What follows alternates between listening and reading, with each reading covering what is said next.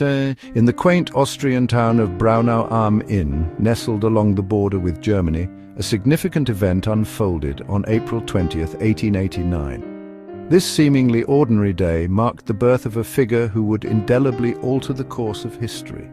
Adolf Hitler was born to Alois, a man of rigid discipline and a career customs official within the Austro-Hungarian Empire. Alois was a stern and authoritarian figure, and Clara Hitler, a woman known for her gentle nature and unwavering devotion to her family. She was the bedrock of the Hitler household. His father, a stern customs official, embodied the strict societal norms of the time, demanding obedience and adherence to rules. He was a man of order and precision, moved the family often due to the nature of his work, leading to a nomadic existence across Upper Austria. These frequent relocations disrupted any sense of stability, leaving young Adolf feeling rootless and isolated, struggling to form lasting connections amidst the constant upheaval. This sense of displacement would profoundly impact his development.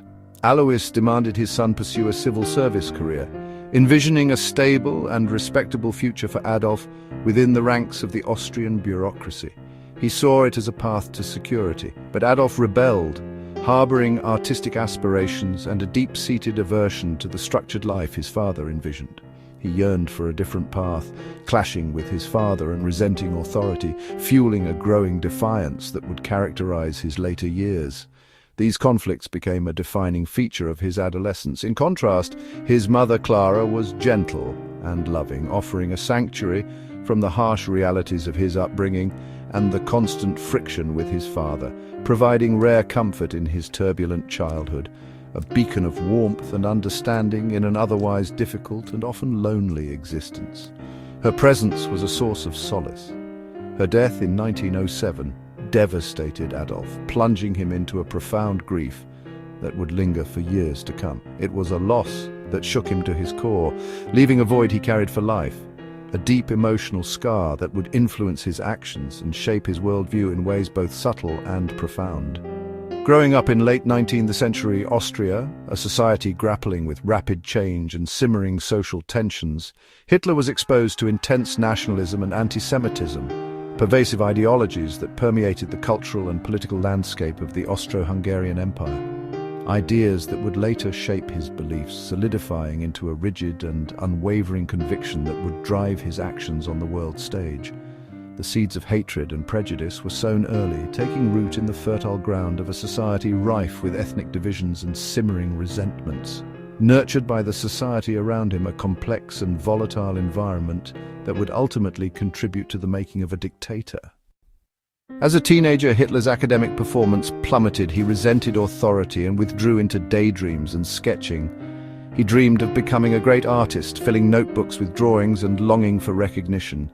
In 1907, after his father's death, he moved to Vienna to pursue art, but was twice rejected by the Academy of Fine Arts. These failures crushed his ego and left him bitter. Refusing regular work, he lived in poverty, selling postcards and staying in shelters. In Vienna, surrounded by anti-Semitic rhetoric, his prejudices hardened. He began blaming Jews and minorities for his misfortunes and society's problems. This toxic worldview took root during these years of disappointment and isolation.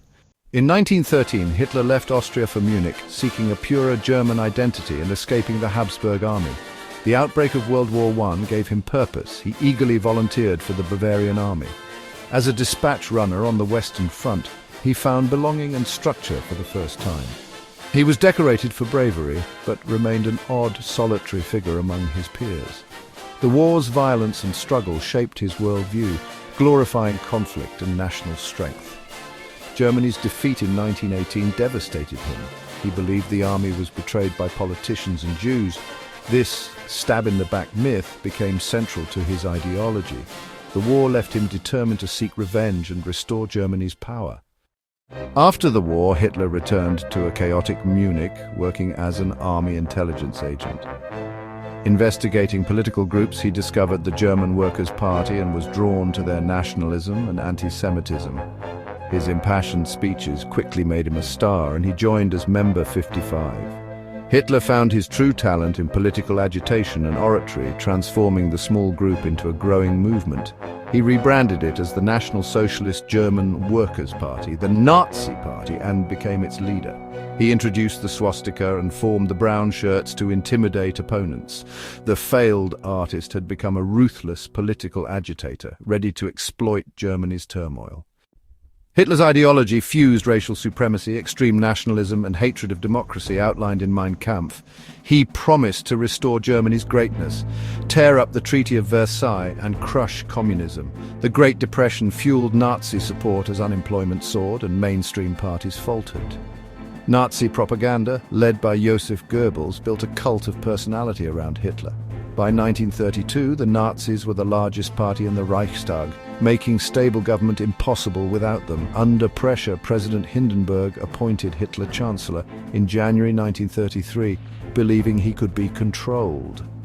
This decision proved catastrophic, opening the door to dictatorship. Hitler's rise was a calculated exploitation of Germany's crisis. As Chancellor, a position he attained through a combination of political maneuvering and exploiting the anxieties of a nation reeling from economic hardship, Hitler moved swiftly and decisively to dismantle and ultimately destroy German democracy, a system he openly despised and blamed for Germany's woes. He saw democracy as weak and inefficient, an obstacle to his grand vision for a revitalized and powerful Reich. The Reichstag fire in February 1933. A pivotal moment shrouded in controversy and suspicion, provided the perfect pretext for Hitler to seize even greater control. This event, whether orchestrated by the Nazis themselves or simply exploited by them, allowed him to push through the Reichstag fire decree, a piece of legislation that would fundamentally alter the course of German history. The decree served as a legal justification for suspending civil liberties, effectively silencing dissent and paving the way for the establishment of a totalitarian regime. Freedoms of speech, assembly, and the press were curtailed, replaced by an atmosphere of fear and intimidation. With the Reichstag fire decree in place, Hitler began systematically crushing opposition, targeting political rivals, labor leaders, and anyone deemed a threat to the Nazi Party's dominance. The Nazis arrested thousands of individuals, rounding them up in mass arrests and detaining them without due process. To house these political prisoners and instill further fear, the regime established a network of concentration camps, opening the first one at Dachau. In March, the Enabling Act, a law passed under duress and amidst an atmosphere of intimidation, gave Hitler the power to rule by decree, bypassing the Reichstag altogether and effectively rendering it powerless. This act marked the definitive end of the Weimar Republic, the democratic experiment that had struggled to take root in post-World War I Germany. With rivals eliminated and democratic institutions dismantled, he turned on his own party's SA, Sturmabteilung, the paramilitary wing that had played a crucial role in the Nazis' rise to power in the Night of the Long Knives, brutally purging its leadership and consolidating his own control over the party and the state. When President Hindenburg, the last vestige of the old guard, died, Hitler seized the opportunity to further consolidate his power, merging the offices of Chancellor and President, declaring himself Führer, or leader, of the German Reich. The army, once a symbol of German tradition and discipline, swore loyalty to him personally, a move that solidified his control over the military and eliminated any potential for resistance from within its ranks. Through these calculated and ruthless actions, Hitler cemented his absolute power, transforming Germany into a totalitarian state under his iron fist. Any form of dissent was swiftly and brutally silenced, and the machinery of terror, spearheaded by the Gestapo and other secret police organizations, expanded exponentially, creating a climate of fear and suspicion throughout the country.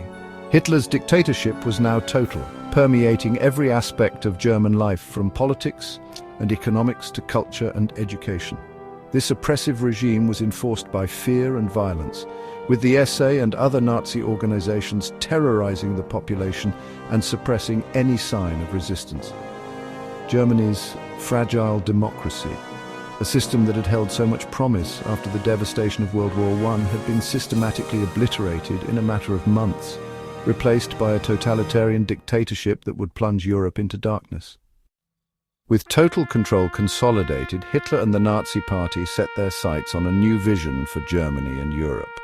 Their ideology was built on extreme nationalism, racial supremacy, and the desire for territorial expansion.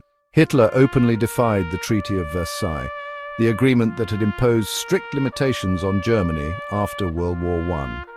He saw it as a symbol of national humiliation and a barrier to Germany's rightful place in the world.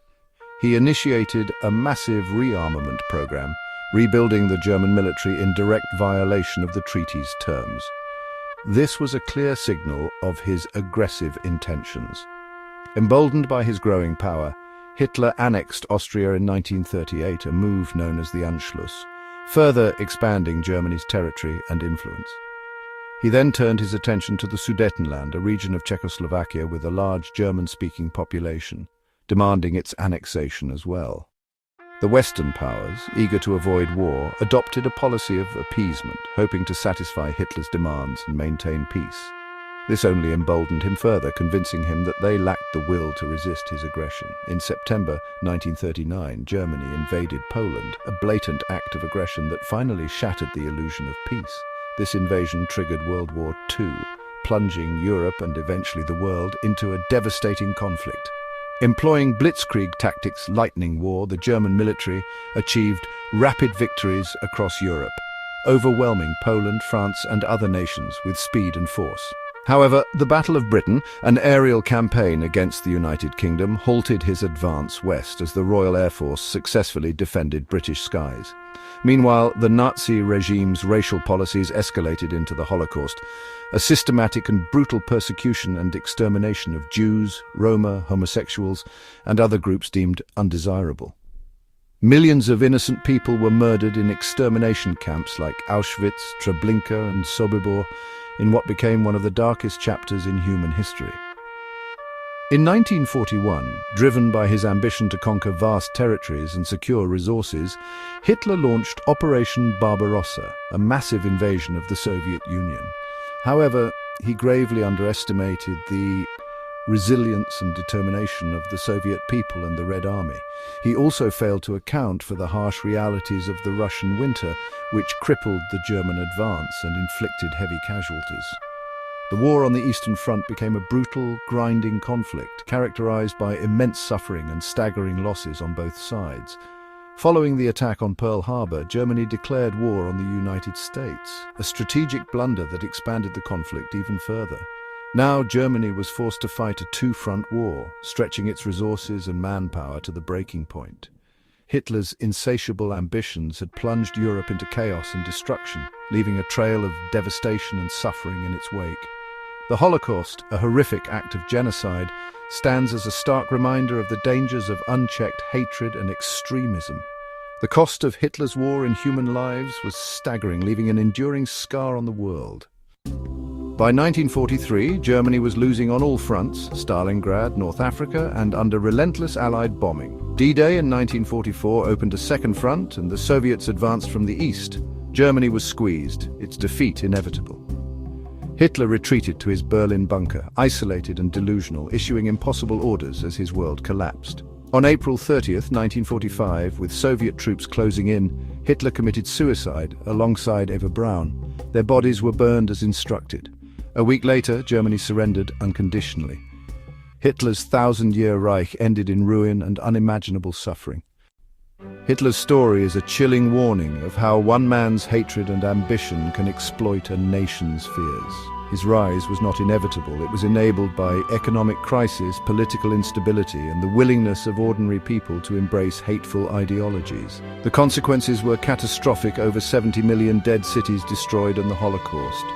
A crime without parallel.